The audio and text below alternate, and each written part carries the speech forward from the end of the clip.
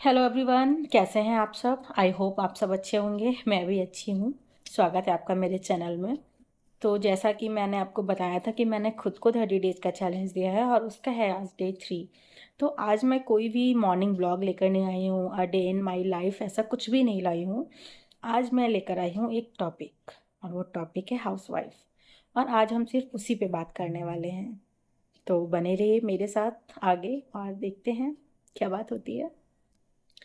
आज ना मैं थोड़ा थक गई थी, नहीं घर के कामों से नहीं, इस कैमरे को यहाँ से वहाँ लेकर दौड़ने में। जो मॉर्निंग रूटीन शो करते हैं ना, उसमें ये देखना पड़ता है कि कहीं कुछ गंदा तो नहीं है, कहीं फ्लोर गंदा नहीं है, कुछ सामान बिखरा तो नहीं पड़ा है। तो आज ये तामझाम नहीं करना चाहती थी, क्योंकि मैंने सोचा कि आज सिर्फ बैठकर बातें करते हैं। आज कोई तामझाम नहीं, ना कोई कुकिंग वीडियो, ना ही कोई क्लीनिंग रूटीन। सिर्फ मैं और आप सब, एक हाउसवाइफ दूसरी हाउसवाइफ से बातें करते हैं। तो मैं तो फ्री हूँ, अगर आप फ्री हैं अभी तो प्लीज़ अपनी चाय और कॉफ़ी ले आइए और आइए बैठकर बातें करते हैं। हाउसवाइफ की लाइफ इतनी आसान भी नहीं होती जितना कि लोग समझते हैं। लोगों को लगता है यार कितनी शॉर्टेड लाइफ है, सिर्फ मॉर्निंग में उठो, खाना बनाओ, फिर पूरे दिन फ्री, कहीं बाहर नहीं जाना, कोई काम नहीं करना, पूरे दिन घर में ही तो रहना है।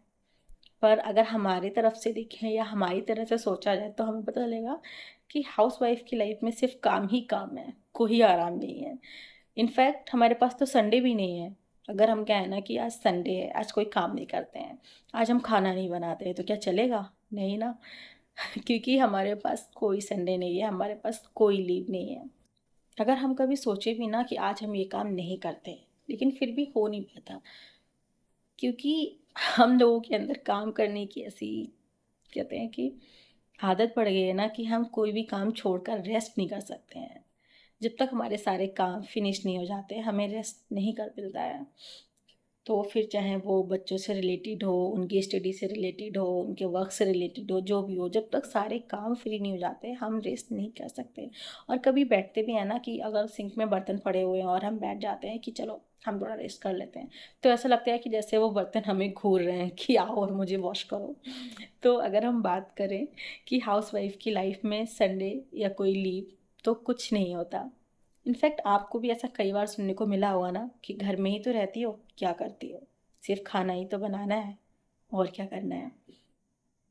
तो ये वीडियो सिर्फ इसीलिए है कि हाउसवाइफ की लाइफ इतनी इजी नहीं होती जितनी सामने वाले को लगती है। हाउसवाइफ का मतलब है पूरे घर को संभालना। एक ऐसा घर जहाँ पर आपके इन लॉज भी हैं, आपके बच्चे हैं, आपके हस्बैंड हैं, अपनी पूरी फैमिली को प्रोटेक्ट करना, उनकी मॉर्निंग से लेकर के इवनिंग तक की सारी याद बातों को याद रखना, उनकी सारी ज़रूरतों को पूरा करना, उनके लंच बनाना, डिनर बनाना, ब्रेकफास्ट बनाना, उनकी छोटी छोटी चीज़ों को संभाल कर रखना। ऐसे बहुत से काम हैं जो हम प्रॉपर करते हैं, क्योंकि अगर हम ना करें ना तो मुझे लगता है कि शायद उनको, वो टाइम पे ऑफिस भी नहीं जा सकते, हमारे बच्चे टाइम पे स्कूल नहीं जा सकते, अगर हम ये सब काम मैनेज ना करें तो। ये सब मैनेज होता है क्योंकि हम ये सारे काम संभालते हैं। तो हाउसवाइफ की लाइफ इतनी इजी नहीं होती है। पर एक बात ये भी है ना, कि हम हाउसवाइफ के पास इतनी पावर होती है, इतनी सहन शक्ति होती है, कि हम चाहे कुछ भी कर सकते हैं। फिर चाहे वो हाउसवाइफ घर के रहकर घर का सारा काम करना हो, या फिर बाहर जाके कुछ वर्क लाइक वर्किंग वुमेन बनना हो, हम दोनों मैनेज कर सकते हैं। हम बाहर का काम भी संभाल सकते हैं और हम घर का काम भी संभाल सकते हैं। क्योंकि अगर मैं बताऊं तो मैंने आपको बताया था मैं टीचर थी। आफ्टर प्रेगनेंसी मैंने अपनी जॉब छोड़ दी, क्योंकि डॉक्टर ने मुझे मना किया हुआ था। और अब अभी ज्वाइन नहीं कर सकती, क्योंकि मेरा बेबी छोटा है, अभी 4 मंथ्स की है ओनली मेरी बेटी। तो अभी मैं ज्वाइन नहीं कर सकती स्कूल। और हाँ, हम जितना मैनेजमेंट अपने घर को संभालने के लिए करते हैं ना, तो ऐसा लगता है कि जैसे हमसे ज़्यादा अच्छा हम मैनेजमेंट कोई और नहीं कर सकता। जैसे कि कहाँ पैसे ज़्यादा खर्च करने हैं, कहाँ पर पैसे बचाने हैं, किस सामान को कहाँ यूज़ करना है, ये सब सिर्फ हमें ही पता है।